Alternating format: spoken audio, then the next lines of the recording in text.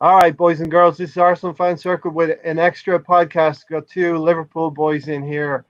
Jack Mack, LFC. Thanks for joining me. Thank you very And, much for having me on, Ray.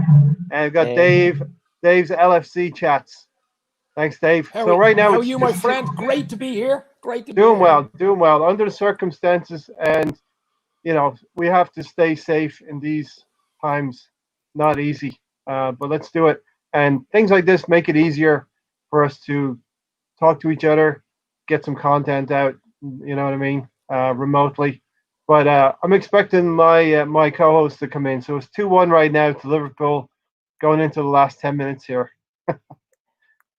Anyway, Dave and Jack, I wanted to first pay respects to the big Jack Charltons, Sir Jack. Very, very sad news today. 85 years old. It's a great age as well. And I'll go to you first, Jack, because he did win the World Cup with England in '66. Part of that great team, Jack. yeah, it was before my time, but obviously the 66 team's renowned in England anyway. I think it'd be a very long time till Liverpool, England win the World Cup Could anyway. be. Yeah. But yeah, he was a great man, and it just speaks to because given his name anyway, he's very renowned in England anyway, and around the world. So he was a great man and a great inspiration for many players and managers as well, throughout the world of football. Yeah. So God rest him.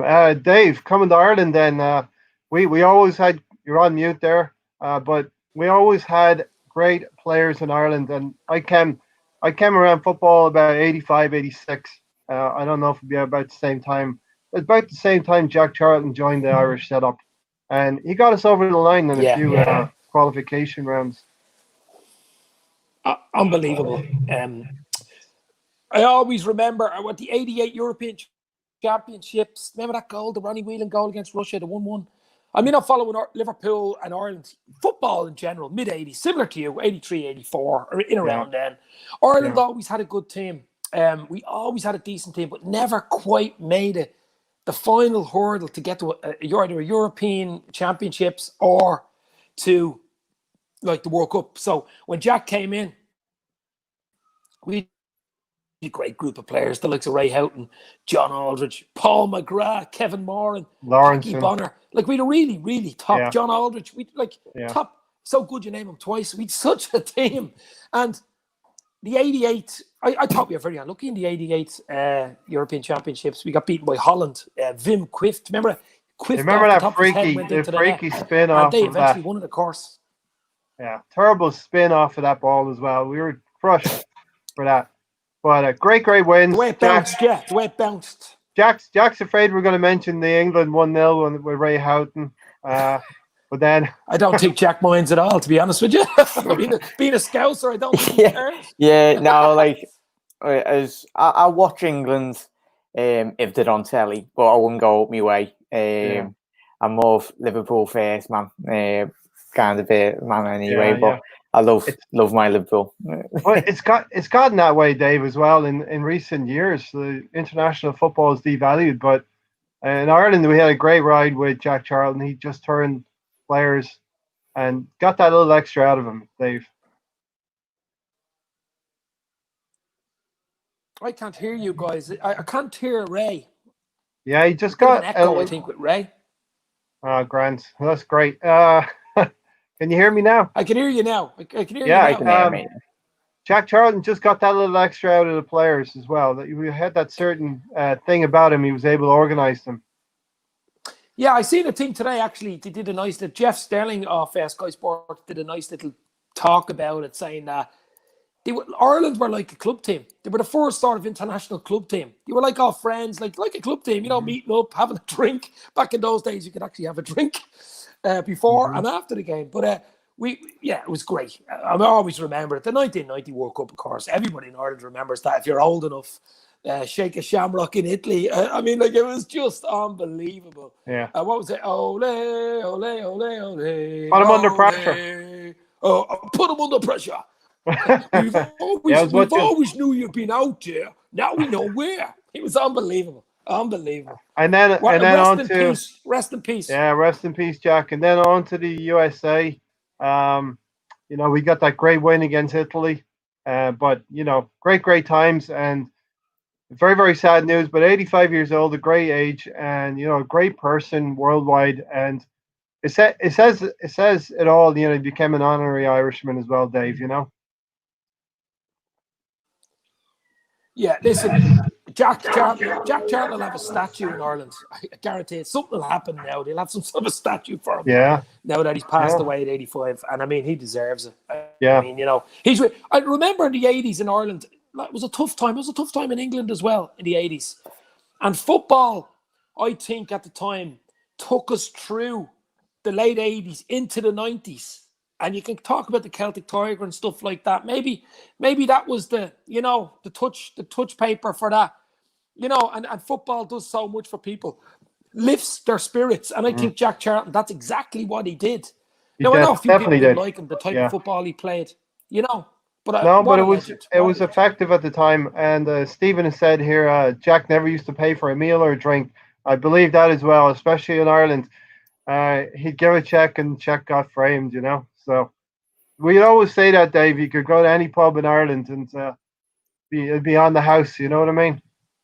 It's similar to all international players. I mean, I met Paul McGrath a few years ago in the pub, and I bought him a pint. I know he wasn't meant to be drinking at the time. Then he bought me a pint, and we were talking. We ended up talking about Michael Jackson.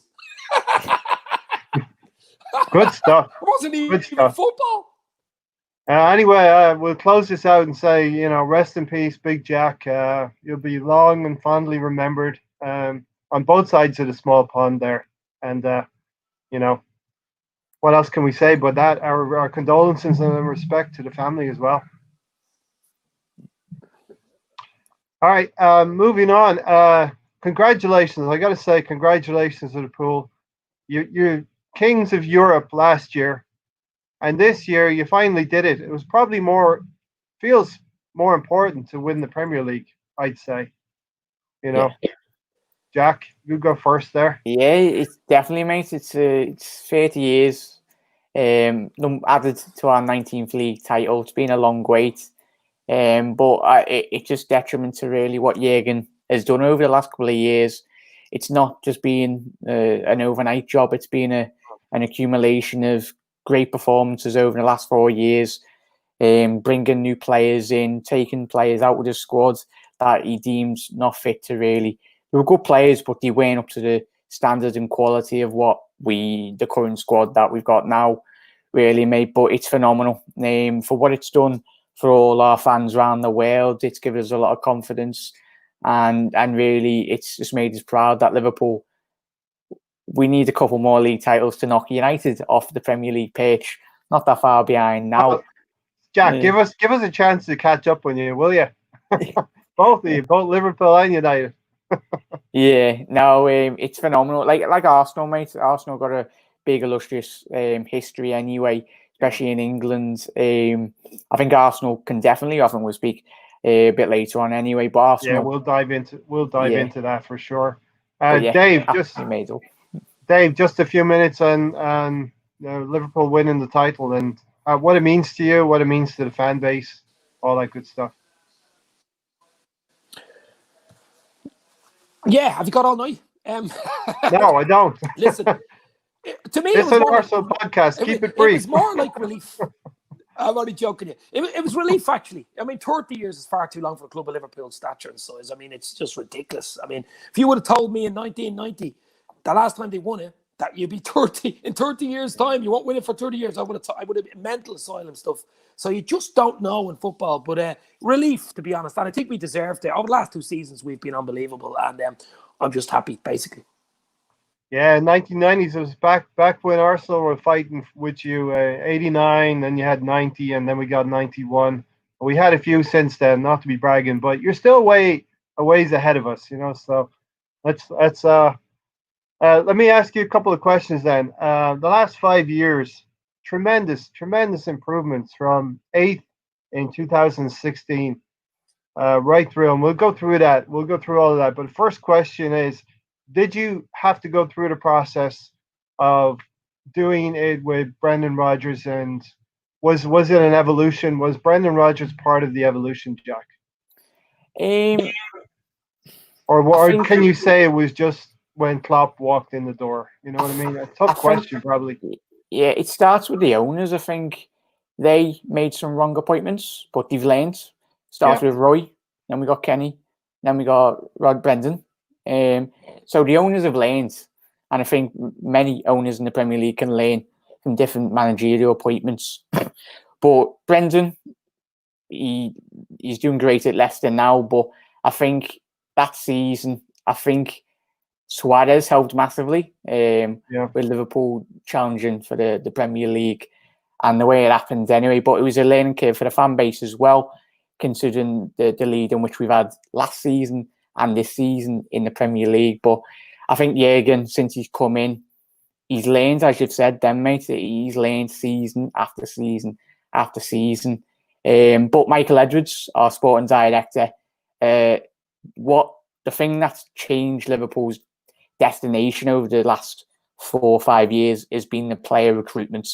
The player recruitment since Michael Edwards was installed, and really, we've gone from signing the likes of Fabio Borini, Balotelli's, and all that to signing Sadio Mane's, the Salahs, the Alissons, and the Virgil van Dijks. Yeah. So the process of transfer committee from then to now, that is by no means, it's not fluke. It's through Liverpool, and it's brought Liverpool back to being one of Europe's and the Premier League's elite teams. Yeah, and you can say that now for sure. And yeah, I did a little research, Dave, and to tack on to what Jack has just said, only 4 of your 19 acquisitions since Klopp arrived are not in the team. So that means 15 out of 19 you've kind of hit the bullseye, or you've done pretty well squad-wise with. Yeah, Jack hit it on the bullseye himself there. FSG and the recruitment, and Michael Edwards as well in the background, and the likes of Barry Hunter follows, I think, the head scouts, the chief scouts, the European scouts. They've been unbelievable. I mean, they've deserved their bonuses, I can tell you that. And I mean, like, it's all about building the spine. I mean, we go back to Brendan Rodgers. Brendan Rodgers had a great season. That the famous slip season when Gerrard slipped against Chelsea. I mean, that was a great chance to win the league that year. We were playing unbelievable stuff. We'd Sterling, Sturridge, Suarez was just out of this world that season. And then, obviously, Klopp came in October 15. First year, settling in, as you said, finished 8th, settling in, got to a few cup finals. But I think if we were building and building every year, we weren't resting on our laurels. Every year you could see an improvement. The curve was going up rather than even staying straight. And that was huge for us. And of course, Van Dijk, Alisson, Mane, Salah, these type players coming in is just, we've hit it on the button. And not even for huge, outrageous money. I mean, other than, Alisson was big money. I think he was world record at the time. And Alisson for centre half, or VVD for centre half. But I mean, that's the spine of the team. Yeah, but you got that great strength, the whole spine.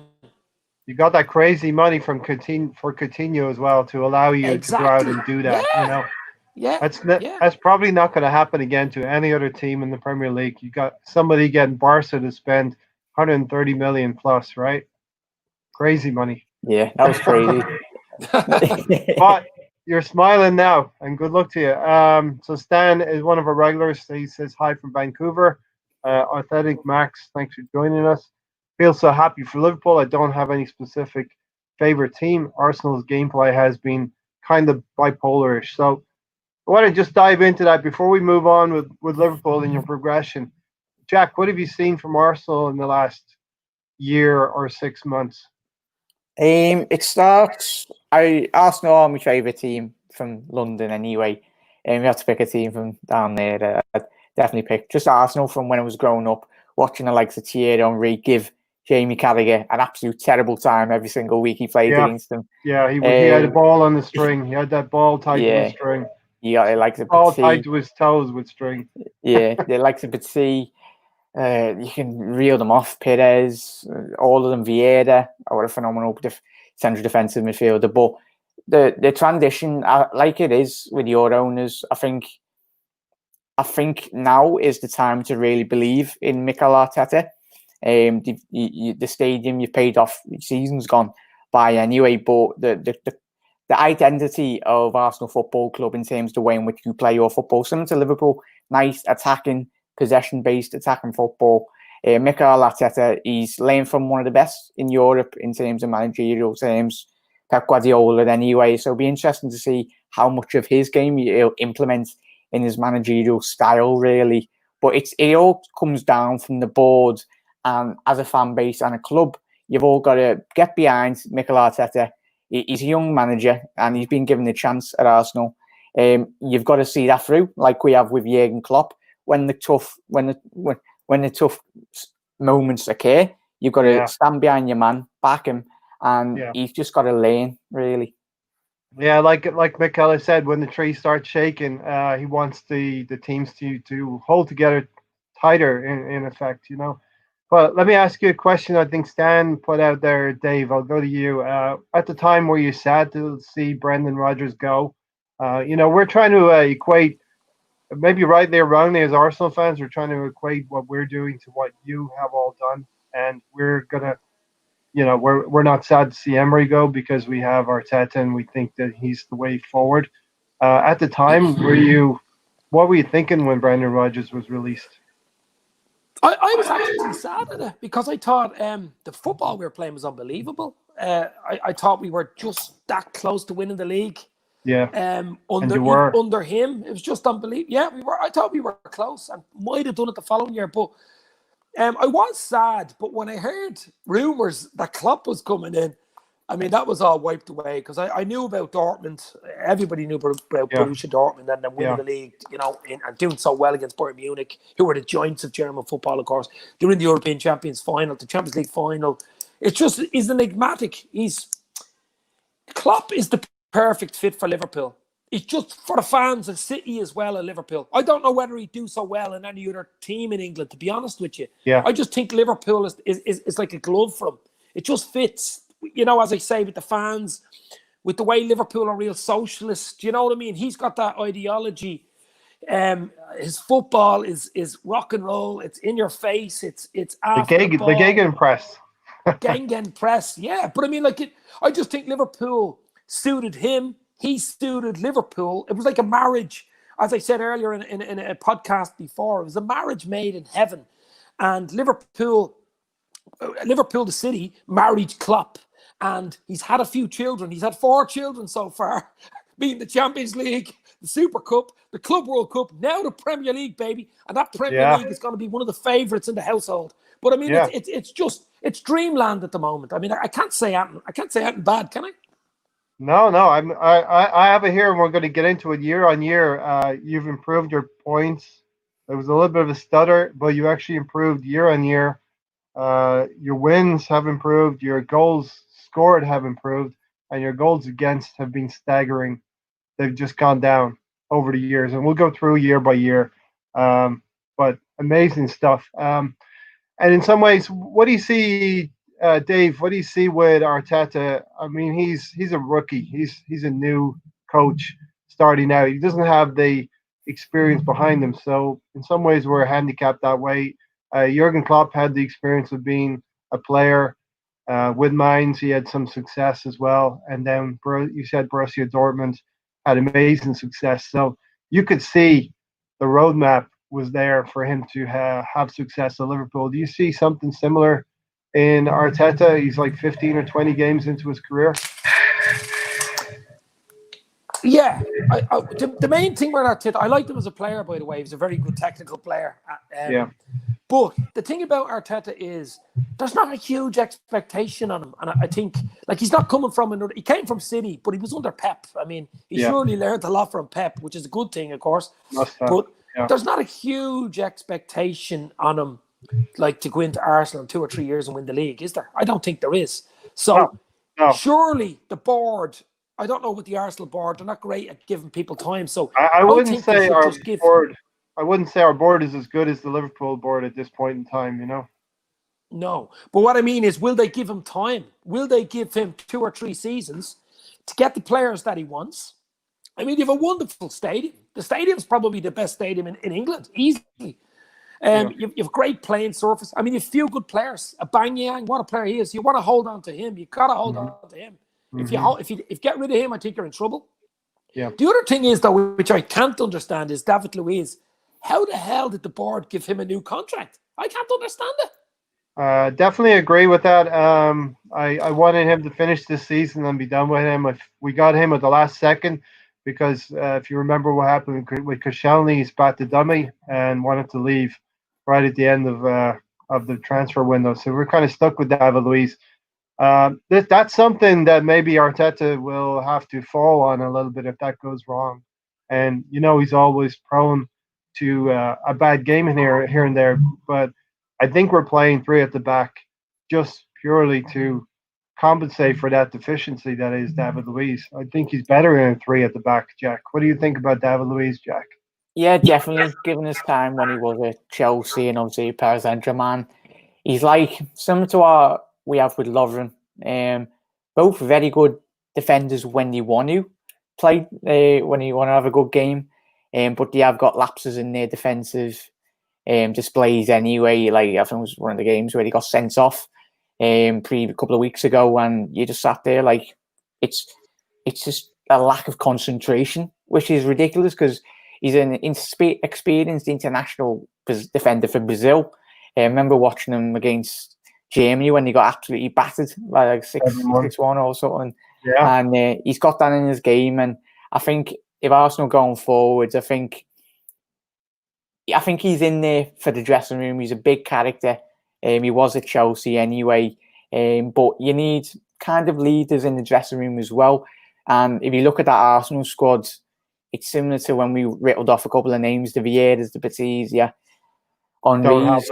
Yeah, you need that. He's kind of got a character, but I think he's in there mainly due to the dressing room and really not for his ability on the pitch. And Jack, I think the problem is maybe it's not a problem in a few years, it won't be a problem, but we have young players who are having to take that mantle of being the leaders on the field. That Kieran Tierney is going to be one of the best players in the league in the next 2 or 3 years.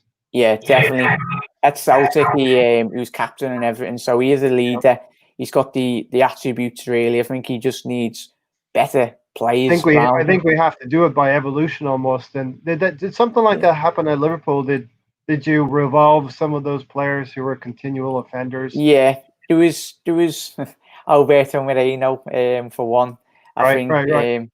Yeah, and Dejan Lovren, fantastic character in the changing room, really. But he's an amazing fair choice defender. But he's spot on there, mate. You got the likes of Saka as well for use.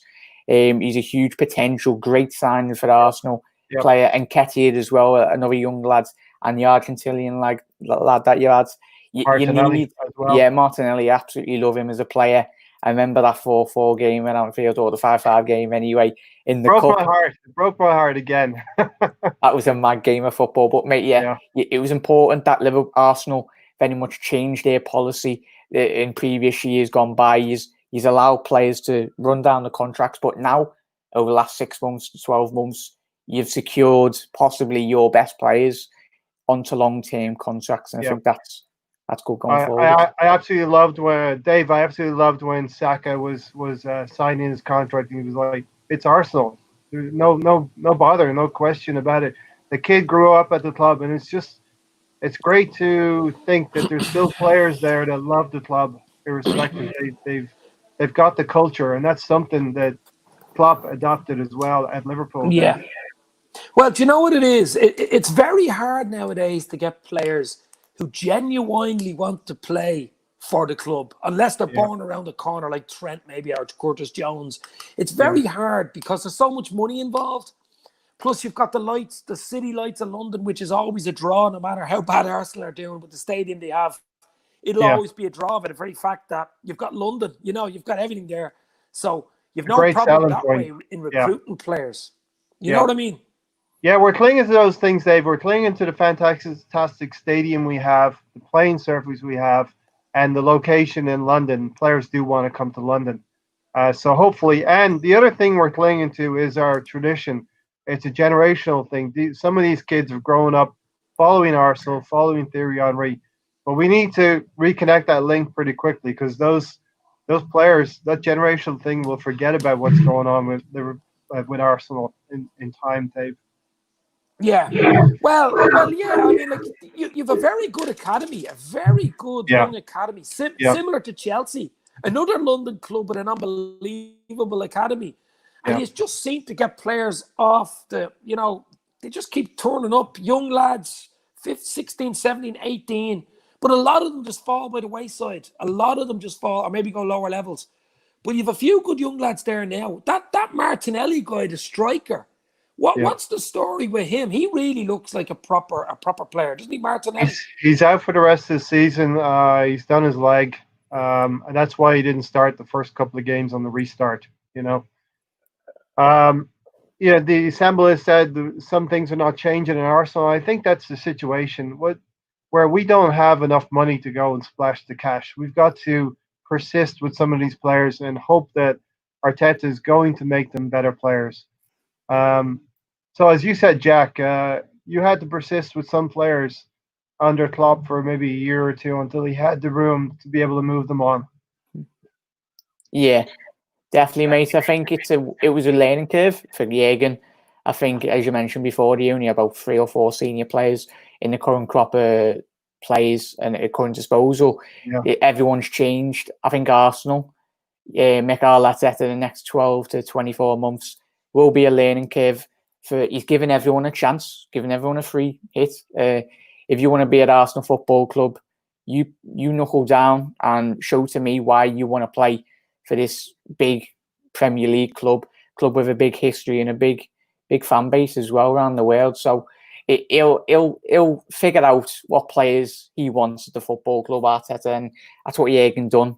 And obviously, like the Tierney, similar to Andy Robbo, coming for a very, very small fee anyway. Robbo, it's in terms of, it's not about the player.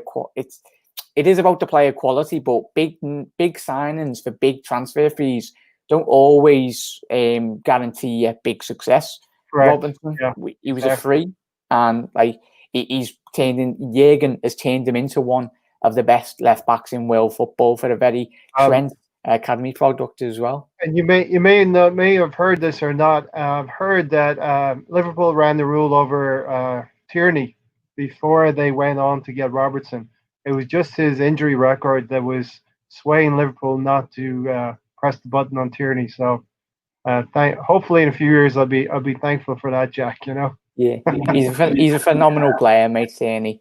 Similar to Robbo, both Scottish. I think Scotland are blessed to have both of them at left back anyway. Yeah, I mean that's the working class. The players don't take these things lightly. Getting into big teams. Jack, let me ask you from the outside. Do you think that Arsenal should have gone for a different coach, or you thought maybe Arteta is the right appointment? What do you think? Similar to when we got Klopp, mate, I think there's not a lot of experienced managers in world football that are available. Just make sure that you don't go for Jose Mourinho in a couple of years, because I think he's done his rounds to most clubs in world football, and we know how that's ended. But Jürgen, it was either Ancelotti or Jürgen when we brought him, but there was talk of either Klopp or Ancelotti, and I was hoping it was Klopp, and it was. Yeah. But it's who's available. Prior to obviously when Emre left. But I think the boards and the fans will give Arteta definitely enough time anyway. He's Arsenal through and through anyway. So I think it's just you've got to be patient. Yeah, I think that's the name of the game. Dave, that's the name of the game, right? Patience. So we've seen with Ole, he's messed up a few things in the past year, but United have stuck with him. I know there's that rivalry there. I see you smiling. United have stuck with Ole. Chelsea are doing good things with Lampard. He's had some track record with a team in the first division. I can't remember now. You'll tell me. Derby, is it? Derby, yeah. But he had that track record. And we have to do the same with Arteta. Listen, there's not much patience in football anymore. It's like the take that, gotta have a little patience. But like we just gotta have patience. That's it. It's so hard to get because fans want the easy fix. They want the 3 points. They want to win straight away. They want trophies, especially a big club like Arsenal. it's hard to get patience. And then the board, if you're not winning or you're mid-table or you're not even playing the football, and the manager can't get the players in one transfer window, but might need 2 or 3 or 4 windows, it's so hard to get it. And I can understand the board then reacting. Don't worry, Mourinho will never come to Arsenal because he just doesn't suit the style of play. He like playing football, you know what I mean? But yeah, patience is the key. I think if you have patience, if the board stick by Arteta, give him a few quid to spend, I think you'll do okay. Yeah, I think you'll do okay. And the Assemble had said he thinks that, we sell our young players. There's going to be a certain amount of that. You have to. We all talk about this to live within your means, sustainability, and Liverpool have certainly done that, and you've done it the right way. I think you can feel a little bit more proud about it as well. You haven't had the millions, you haven't had the oil money pumped into your club. You've done it the right way. You got a crazy offer for Coutinho. You took it. You took the money, and you know what? You spent it well. And we've spent as much money as you have over the years. We just not spent it well, and that's the issue. And that's really what we need to do. But Dave, talking about Tottenham and Mourinho, there's a lot of symmetry. And by the way, thank you for beating Tottenham in the Champions League final. we would not have been able to stick that happening. It was the lesser of two evils. We have to say that. But we're thankful that you did do that, because we haven't won the Champions League yet. We haven't gotten there. It's going to be a long road to get there as well. But Tottenham, there's a lot of symmetry. There's a lot of symbolism for Liverpool. The first game was a 0-0 draw with Klopp against Tottenham. And I don't think I saw you post something, Dave, on Twitter a few weeks ago. The turning point when you actually beat Tottenham 3-1, and I think it was October 2017. Just talk about that for a second, because that was like a landmark victory where did the Liverpool fans know then that was the turning point? It actually wasn't. We got beaten 4-1. Okay, I'm sorry. My research. Yeah, we actually got hammered 4-1. I think it was in Wembley at the time. They were playing in Wembley. Yeah. And we went on. Klopp, Lovren was at fault again. David Luiz's brother, he was at fault. So, I mean, we just went on an unbelievable run after that. Okay. We got to the final of the Champions League in the following May. We lost ultimately to Madrid, but we never looked back after that. We didn't feel sorry for ourselves losing to Madrid. The next year we got 97 bloody points, which would have won huge amount of leagues. And then we won the European Cup. And then last year, 1 point behind City with 97 record points for Liverpool. We go and win the bloody league. I mean, crazy. It's upward curve. It's just, but I think that was the catalyst. But we had a really good record against Spurs, and you must like that. We have an unbelievable record against Spurs. Yeah, we could always rely on you to knock them down a little bit. We're trying to get back on top of them in the league. For a few seasons, they've been the media's darlings a little bit as well. I don't understand that. And I actually think, I'm not being biased here, there is a very deep bias against Arsenal because of that generational thing with Thierry Henry was killing certain pundits that are in the media right now. It has to be fair to say. Jamie Carragher probably one of them as well. But, it happens, right? The other thing is I wanted to let's dive into what you've done. 2015, 2016, 8th place, 60 points. 2016, 2017, 76 points. You've improved by 16 points, up into 4th place, Champions League money. And that's what the remit of Klopp was, Jack, the club brought Klopp in to stabilize finances and get some cash moving in, right? Yeah. Yeah, definitely, mate. I think given what as Dave and you've mentioned at the top of the show, his previous records, he suited Liverpool because of what he'd done at Dortmund. I think he had a million budget at Dortmund, brought Lewandowski in for cheap, Blaszczykowski and the likes of Piszczek and all that players, and he got them to Champions League finals with Dortmund.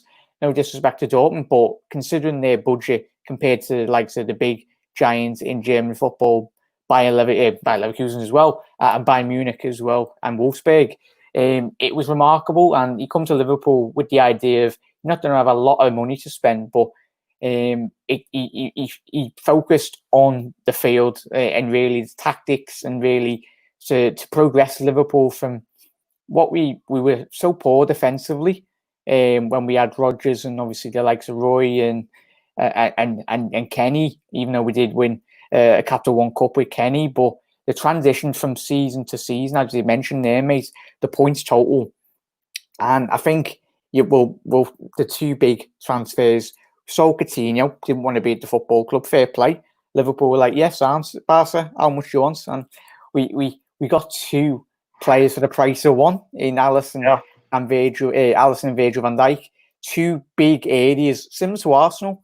Arsenal, obviously, you'd say as well, Jack, one of the best moves in football, right? That deal, right? Now equate to what's going on at the same time, probably in the calendar. We have to get rid of a troublemaker. I mean, a lot of people liked Alexis Sanchez, and he was a great player. I think he was a troublemaker because he wanted to win things, and the rest of the squad didn't. They weren't interested, and they got rid of one of the best players because they deemed him a bad apple. And we're still suffering from that whole switch of Ozil, Sanchez, Mkhitaryan, and all of that. You know how that swap went. Whereas you went to the bank with 130 million in your back pocket. Yeah. No, even Van Persie, mate. Manchester United stole your leading striker off you, and Ferguson knew. He said, "This man, if we sign him for Manchester United, he will win us the league title." And Lord being old, 12 months later, they won the Premier. One of the worst things against Wenger that I can say: you sell to a direct rival, you're just handing the Premier League over and setting yourself back so badly. Not good.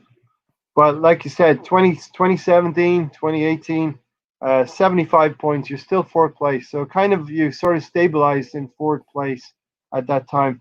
But incredibly, you scored 6 more goals, 84 goals scored for, and 4 goals less. So all the time through these 3 years, Dave, I'll come to you, all the time through these 3 years, you're scoring more goals and conceding less. And you know what happens when you do that? You're a good team.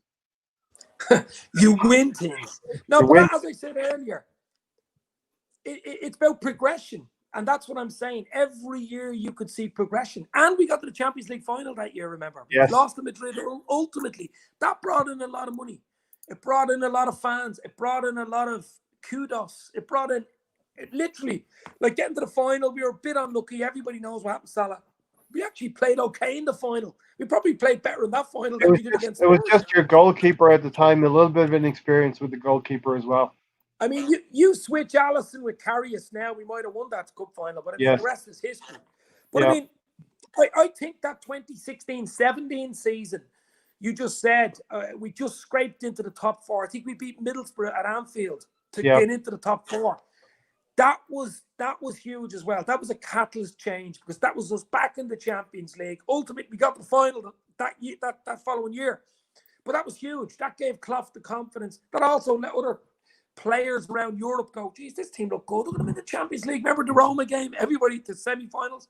So that was huge. We've got huge milestones when you look at the season. Every season Liverpool have been in, have a touchstone milestone where you go, wow, look at that. I mean, it was Barcelona last year, the 4-0 at Anfield. It wasn't even the win against Spurs. It was the 4-0 against them. You know, this Liverpool team are wow. That's mad. And it's just been unbelievable. And the curve just keeps going up. And I'm hoping it doesn't go down, baby. Well, you know, can you get any better, Dave? That's the question. You're going to probably beat 97 points this season. You had 97 points last season, didn't win the league, unfortunately. City were unbelievable. They didn't stop. And but you got there this year. You're on, I think, 94 points or 91 right now. I'm not sure. 93, I think. You're on 93, and you beat 97. You should do that in the next 3 or 4 games easily. You should score a few more goals as well. Is this the best it's going to be? I mean, you're not. How can you maintain these standards? It's going to be hard. I mean, last year when we lost the league on 97 points, I actually feared for the team, thinking, how are we going to go again after The not winning hangover. 97 points? Yeah. And I really feared for the team, and thought that's our best chance blown to win the league.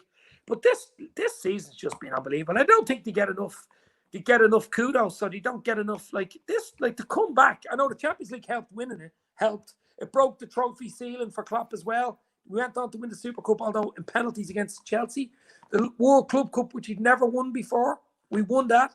And then all of a sudden, we go and win the league with record, 23 points ahead of, 24 now. City have a game in hand. But I mean, it's just dreamland. I mean, I'd like the 100+ points, though. That'd be an unbelievable milestone. I'd like that. You got some milestones to hit yet, Jack. And, a great sign. I wasn't watching the game now, but I was getting ready for this podcast. But I believe Klopp went mental at the referee. But those are the standards you need to maintain and keep, right? Yeah, it's that winning attitude, and as Dave said, the psychological shift between fans and players last year, Champions League, is ridiculous. To think that Liverpool would, obviously off the back of the Champions League, 2 back-to-back Champions League finals, from where we've come from, obviously previous years gone by, it's amazing, and it shows the progress really in terms of what Jurgen's done, and it's phenomenal, mate. And as a couple of lads in the comment section said, Liverpool will push on, and as you said, then is there room for Liverpool to improve? And I'd say yeah. And I think I was fuming today against Burnley. It's that winning attitude. We dominated them, but we were playing against Jan Oblak against Atletico Madrid in goal today. But Pope was phenomenal in between the sticks. But there's always room to improve, and obviously, like some Manchester United, Arsenal, when you were on top all those years ago, there's always room to improve. Defensively this season, I know we're top of the league, but there has been games where we have switched off a couple of times, and but it's crazy, mate. And I'm so happy where we are. You just got to enjoy it. Enjoy every single week that the Reds are in playing the footy. You have to enjoy it. I think I saw Dave. I'll come to you, Dave. You did a post there earlier in the week talking about your legends. And I think in real time you watch your legends. We watched Thierry Henry and all the stuff he did. You kind of take it for granted a little bit, Dave. You got to cherish them while they're on the field, while they're playing for your club. I think you were talking. I actually did a video. I think it was the Mo Salah video. I think you're talking about. Just crazy numbers and like the goals, ridiculous amount of goals. What was it, Jackson? Like 74 goals or 100 odd. 104 games. 100 odd contributions in 104 Premier League games. Like stats, assists. Yeah. But I mean, like unbelievable stats. And I mean, people only look back on players after, it's like an afterthought when they've retired. Yeah. Why don't you actually like the player when they're playing? Why don't you give them appreciation when they're on the bloody pitch instead of when they've retired and they don't care less? You know what I mean? Salah's come up with stick. I mean, he had 2 or 3 chances today. Could have had a hat-trick. Should have had a hat-trick midweek. But Salah will always be there. And it'll be a sad day for me and the club whenever Salah leaves. And I can tell you that now. Jack, let me ask you, next season, who, and you don't have to say Arsenal, we're not there yet. We've got a few years to go. I know that. We're pushing for top 4 next year, hopefully. Who's your rivals for the title next season? City. It's not going to be Arsenal. Yeah, City definitely, because I think it depends if what happens with the Champions League if they get banned, hopefully. If he stays around, if their players, De Bruyne said he'll move ship if they're missing from Europe for 2 years. But definitely Chelsea. I've liked their recruitment in terms of players. Ziyech from Ajax, phenomenal player. Timo Werner, who's heavily linked with us, he's moved there as well. And obviously, if they get Kai Havertz as well from Bayer Leverkusen, it'll be a huge plus for them. But you can see what Chelsea are trying to do. Arsenal, I think, continuing to, you need a couple big signings. Ozil, considering, I think Ozil is probably on more money per week, and you combine than Virgil van Dijk and Salah combined, which is crazy. I wouldn't mind if we had twice the player, but we don't. Yeah, you've got to sort that situation out. Get someone in who wants to play for Arsenal Football Club. Yeah. We've got the workhorses in our Liverpool midfield. You've got Henderson, Wijnaldum and Fabinho, players that will run through a brick wall. When the tough, as we mentioned at the top of the show, when there's been difficulties in games for Arsenal, you need players that will play for the shirt and give everything on the pitch, last kick of the game. And Ozil, and there's a couple of passengers, like you mentioned, Sanchez previously gone by. You need to get players in that will bleed red, will bleed Arsenal really. And if you can get, it's a big if you can get good players in, it doesn't have to be big money signings, but players that suit the model of which Arteta wants anyway, into the football club and buys into the traditions of what Arsenal Football Club is all about, and the consistency levels. This is what is key for Liverpool this season and last year, was the consistent level of performances. That's what Liverpool struggled to do for the last couple of seasons, and why we've missed out on Premier League titles for 30 years. The consistent levels, and Liverpool's home records is vastly improved, and Arsenal just need to be a lot more consistent. It comes with just winning one game at a time, focus at one game and just win. It's a lot harder said than done, but I think if Arteta can get it right, and there is an opportunity there, Tottenham are struggling with Mourinho, and this top four battle, or top five if City do get banned. Last season it was very similar, mate, wasn't it? Like everyone didn't want top four, and Arsenal had a big opportunity last season. And it was crazy. Season. We had chance after chance after chance, and Emery just didn't do it with the team. And the team down tools, in my opinion, just didn't. They weren't up for the fight, you know. Yeah. Definitely. Can I ask you? I'm going to come to Dave then. Can I ask you, Jack? You talked about players. I'll run through a brick wall for you. Does Arsenal have some players that are maybe deemed not great players, but have that mentality that they would do it? I mean, Granit Xhaka, he gets maligned a lot, but he's probably the best player that we do have in midfield right now. Yeah, I was just looking at your lineup there, mate. Xhaka, obviously the big famous bust up with the fans anyway. It's probably helped him not having fans in the stadium, so we can't have a go at them. But yeah, Ceballos, the Spanish lad anyway. Yeah, he's been interesting. He started the season off very well. He's a lad with a lot of quality. You've got Aubameyang, Nketiah, Saka, Tierney. I'm just looking at you, and you've got the likes of Cedric's, Holden as well. Tadera, I absolutely love as a player. Just needs to be a lot more consistent. The Uruguayan in midfield, he's just fouls players, but he fouls players in a good way. Really breaks up play very good. Yeah. Unfortunately, because of the back three and our wing play being better, we're not able to facilitate Torreira into midfield right now. Yeah, I think that's why. Is that why you're playing a 3-4-3 anyway? 3-4-3 is me. I think it's been working quite well for us with those wing backs being effective for us. Just you better going forward than you are defensively. And we'll get into that in a minute as well, Jack, with the preview. We're going to do a quick preview of Wednesday's game as well. Keep you for an hour now. I've got you both for 45 minutes. Just 15 more minutes, Dave. You good with that? All right, Dave. Let me bring you in. Do you think? I have a question here for the assembled. If City win the Champions League, do you think they'll be banned? They're likely to be banned anyway, right? Well, it won't matter because the decision's on Monday, isn't it? Decision's coming down soon, yeah. Monday. Yeah. Just before we move on, I mean, looking at Arsenal, Jack was right about the midfield. I've always had a problem with the midfield. A lot of games I won in midfield. So Arsenal remind me of a box of chocolates with a very soft center, right? So every chocolate you take out and eat, it's real soft. They're nice to eat, though. Nice to watch. Very nice to watch and taste. It's the mentality's got to improve, right? But what you need is a big, strong, hard, jaw-breaking caramel that when you chew it, it breaks your teeth. That's how you win games, baby. Yeah. Exactly right, Dave. A couple of questions, Dave. I'll stay with you, and then I'll come to Jack with the same question. Dave, you can take three of our Arsenal players. Who would you pick for Liverpool? Three? We'll just give. Is that good? Do you want more or do you want less? No, I only wanted one.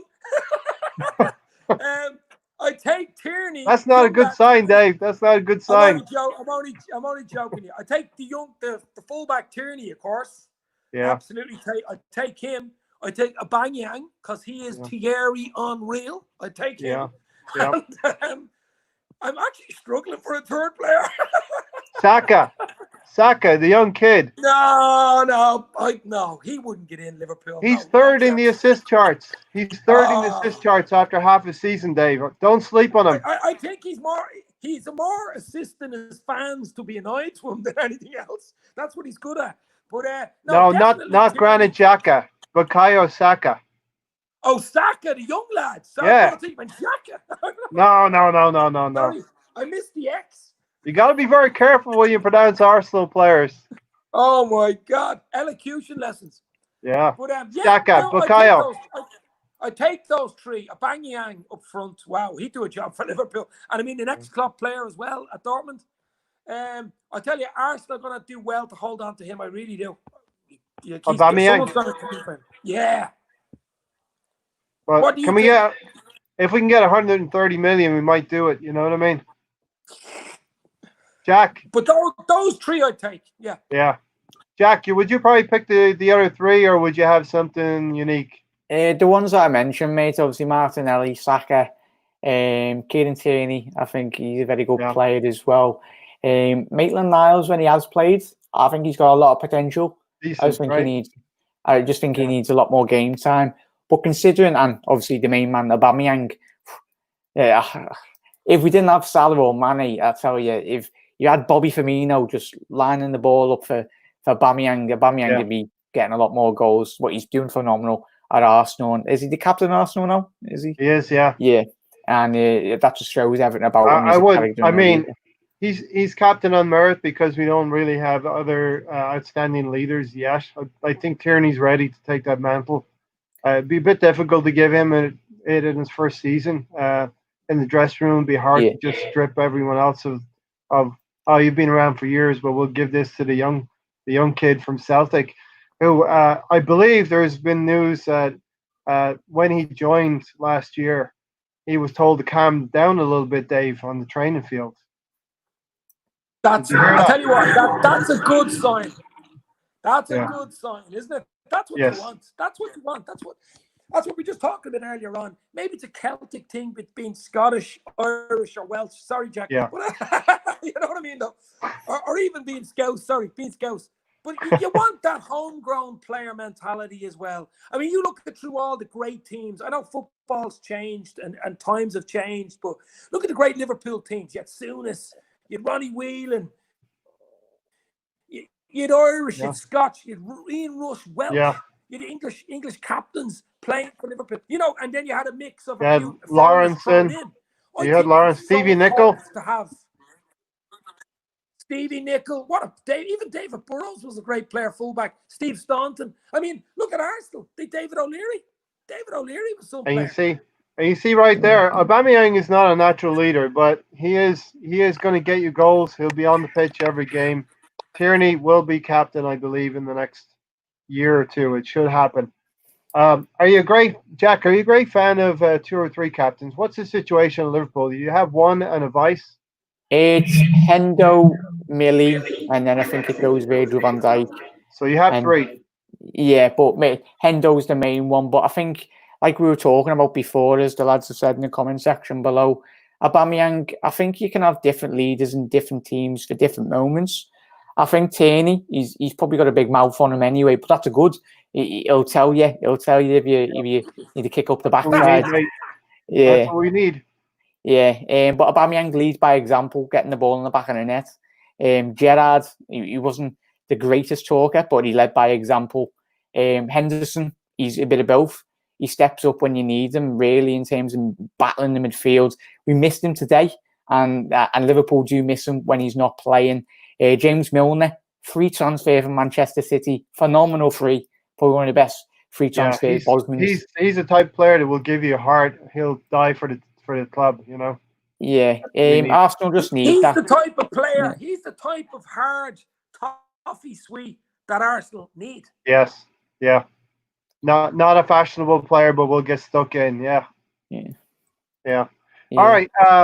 So what do you think will happen in the North London derby, and then we'll get to the preview on Wednesday of Arsenal Liverpool. Jack? Hey, for me, mate, I think Arsenal should absolutely run ragged. Tottenham really. I'm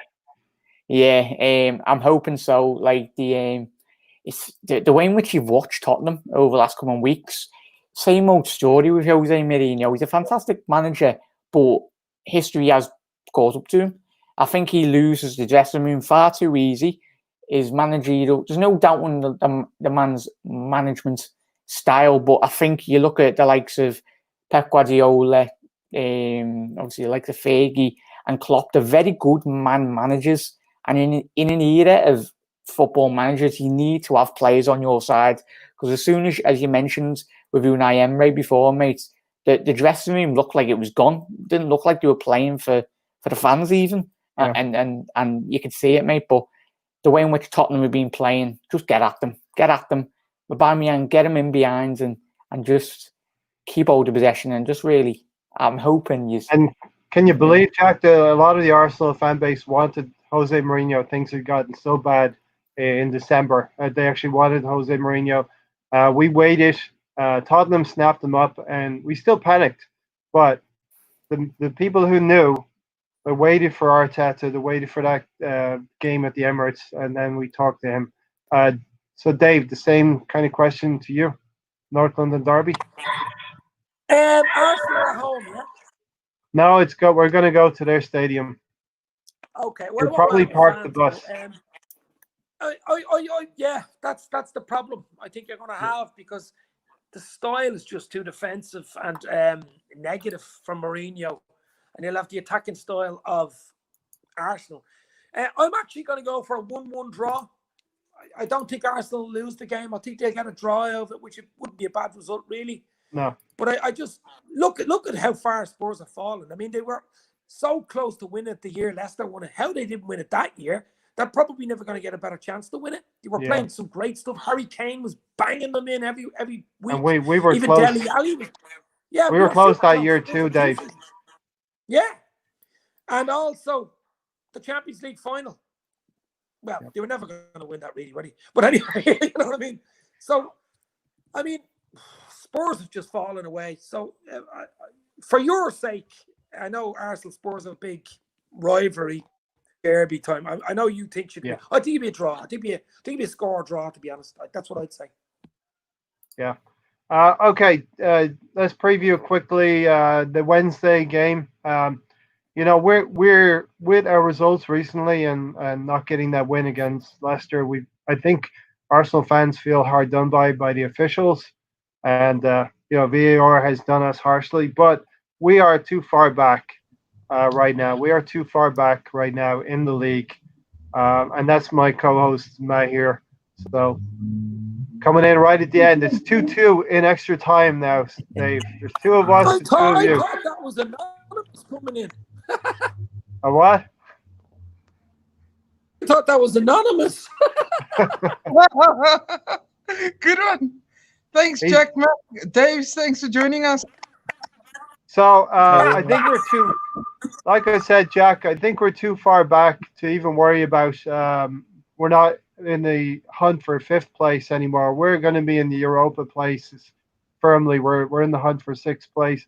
Similarly, Liverpool, you're going for records now. So how do you see Wednesday going for us and Liverpool? It's going to be interesting, mate. Definitely very interesting. I was just looking off centre there of the Premier League table. Arsenal, how many points? He's 9 points behind Leicester in fourth. I think about just, even just fifth. Too late. We're too far back out of fifth, even. Yeah, too far. We've slipped way too much to be worrying about sixth or fifth or Europa football even at all. Yeah, I think even Europa League will be a distraction. I think he's could do with not having that next season. Yeah, there's definitely that sentiment among the fan base of doing that. But Arteta is always going to try to get the best position. You don't want to go into that Disney Europa League Cup. That would really absolute destroyers going into that. Stay out. Well, it's kind of a twist, It's a tough situation, Jack. Arteta's going to try and get the best results he can, but we're just going to fall short again. Yeah, it'd be an interesting game, mate. I think if there's one way to get at Liverpool, it's by attacking, because we will. If you can be Aubameyang, Saka, the likes of use their pace in behind, and I don't know if you've seen Liverpool over the last couple of weeks. Since we've won the league. I think the lads have come off the gas a bit, really, in terms of their focus. Yeah. It's kind of on Aldi slightly. It's very hard to continue. Natural. It was a natural thing as well, Yeah.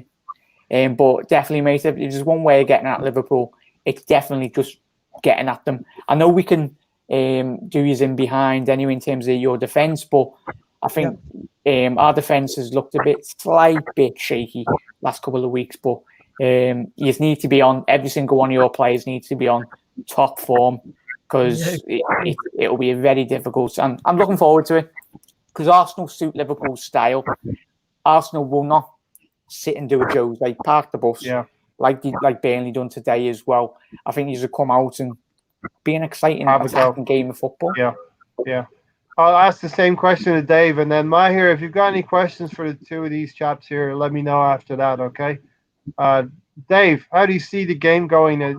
For Arsenal, it's very much going to be a check on what's in here, because you could say the players could think there's not anything to play for, but a glamorous game, and Arteta's going to want them to go out and win the game to show progression. We're using these last few games as a progression, and we're going to flip the season. It's going to happen very quickly again. It's going to start up very quickly again. So it might actually work for us, but we need to keep our foot on the pedal, and that's going to be a check on what's the desire that's going on in there. You know what I mean? Yeah, I think Jack hit the nail on the head. Arsenal actually suit Liverpool the way they play, tactically, the way they set up.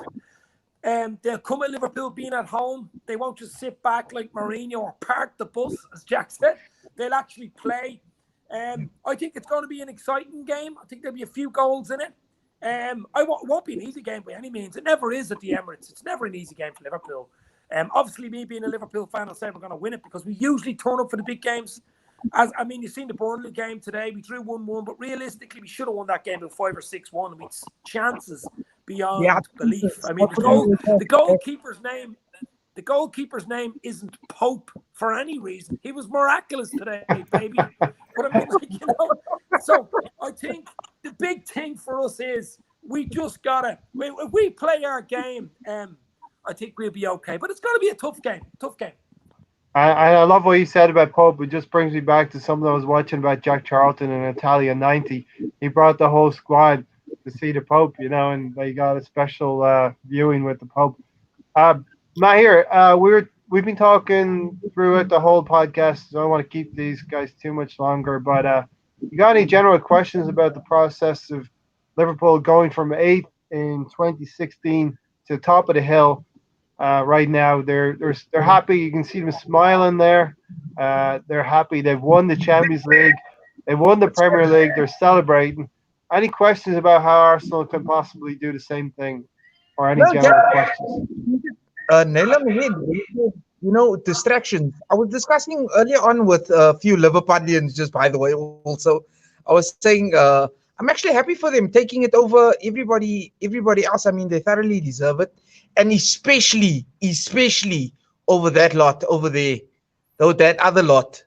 Which other lot? The banter City. Mack and Dave, if you guys will know me, I hate that club, specifically because the fans are so loud. Just generally working with them, it's like a pain in the ass. It's like, geez Louise, man, can you just shut up, man? My hair is coming from South Africa, and it's Dave's. My hair is coming from South Africa. It's actually cold down here, so he's got the hoodie on. It's cold outside, and obviously he's got some Manchester City workers in his ear as well. Manchester United, the City guys. Manchester United, right? United. One of my cousins is actually a huge Liverpudlian, and the way he celebrates, it reminds me, I wish we had that sort of, like, when the team plays well, when we perform with everything we got, even if we lose, that's what I want to see personally. And like, I love when I go to work and Liverpudlians are, they celebrating the title, and we can give the United people banter all day. Just, it's just fantastic. Dave, just one last thing to Dave and Jack then. You mentioned the Tottenham defeat was like a landmark. You lost 4-1. For me, I think something happened recently to Arsenal was the Brighton game. I'll go to Dave first. We lost the game in the 94th minute. We might look back on that in 3 or 4 years, Dave, and say that was our moment. That was the moment where Arteta said, "I've got to get tough with these people," and we're seeing what happening right now with Ozil and Guendouzi. That's something that needs to happen in the club. What do you think? Yeah, sometimes you need a kick up the arse, like a catalyst, basically. And usually the best kick up the arse is losing the game. You know what I mean? Or in the last minute, or getting hammered 4 or 5-1. So that's the big thing. I mean, you can make changes. You can start with a clean slate. You can start again and say, right, we lost that game. I'm changing everything. I'm starting again. We're ready to go. But I think, I actually seen that game, Brighton. They brightened up my day with that win. They took your day. I think Jack is still there. I hope he don't mind my one-liners. But no, but listen, as I said earlier, you need a catalyst. Everybody needs a catalyst. And if it is the Brighton game, may it be so. I actually hope Arsenal do well. I like them as a club. I like their fan base. They have a great stadium. They have a great setup. And I think the Premier League itself will do better with a good Arsenal side in it. Yeah. Jack? Yeah, definitely, mate. I think you mentioned Brighton. You haven't got the best records in recent times over against Brighton anyway, but they are like your bogey team. But I think, as you said then, mate, it hit the nail on the head. Arteta's going to have to be tough. He's the man in charge now. If there's any players in that current crop of Arsenal players that think that he can do an Ozil and sit there on the bench and not give 100%, 110% week in, week out, then Arteta will turn around to the board and say, right, him gone, out the club. I want players that want to die for this football club and really put everything on the line to make Arsenal a successful club, get them back to the top of the Premier League table, back from where you once were. Because the history of Arsenal Football Club is massive. Like the third or fourth biggest team in England in terms of domestic success. Yeah. It's just about being patient, I'd say, to most Arsenal fans now watching or around the world. Just be patient. Believe. I know you've had Emre and the absolute legendary manager of Arsene Wenger. Just be patient. Get behind the lads. Get behind the club. Get behind the manager. And get behind the players that want to play for the club. I think it's very obvious the ones that don't want to play for the club. But be patient. It didn't happen with Liverpool overnight. As I said at the top of the show. Yeah, it's going to be a building process. Believe in the manager, believe in the players, and just back them from week in, week out. And when it does get tough, keep on believing, because there will be a day when Arsenal are back on top of the football and the Premier League, and you remind you got to the hairs are standing on the back of my neck. Jack, thanks for the consoling words. Dave, thanks for joining me in the consoling words as well. Listen, in a few years as we go on, I'd love to do this as we meet in the fixture list. We'll do this on the regular if that's okay with the two of you. Love to. Would definitely be up for that. Really, always will say appreciate your time, and really, really hope we can be up there fighting with you in the next couple of years, and we'll see what happens. You know what I mean? But I know I'm gonna. Stay safe, everyone, and I just want to give Mahir a chance as well to get in. But huge congratulations! You've done it in 2 years. You've gotten 2 big holy grails. We would love it. 1 Champions League, even. You've done what, 6 now? Yeah, nearly Great running out of fingers. Yeah, you're on. We would want just the one right now. You have to start with one. Great success with the Premier League. You're right, Dave. Jurgen Klopp just fits that team perfectly, and he fits the whole fabric. Okay, Mayor. Final word, Mayor. I just want to thank Dave and I want to thank Jack for coming on. Would love to have you guys in the future, like Ray just did. And congratulations on the title, man. And you guys just be safe. That's all. Yeah. Thank you very much. Thanks, everyone. And that's the name of the game. Be safe. Enjoy your football. There's only 2 weeks left of this thing, and then we turn around for next season. So wish the best to both of our clubs and onwards and upwards. Yeah, right. Can I just quickly say something? Absolutely, yeah. Yeah, just say thank you to both of you for allowing me and Dave on. Really do appreciate it. Every single one of you that gunners around the world. Keep safe. You two, most important as well. Keep safe, keep well, look after one another. And Arsenal will be back on the top of the table with Liverpool. Absolutely. Thanks. Great. As Dave will know, a great crack. Dave will know that expression. Great crack. Just having the two of you on. Great insight to what's going on in Liverpool and giving us some consoling words for the future of Arsenal as well. Thanks, guys. Cheers, guys. Thank you very much. Until next time, catch us tomorrow on the pre-game show, the North London Derby, baby. And then we got Liverpool the weekend. Let's go, baby.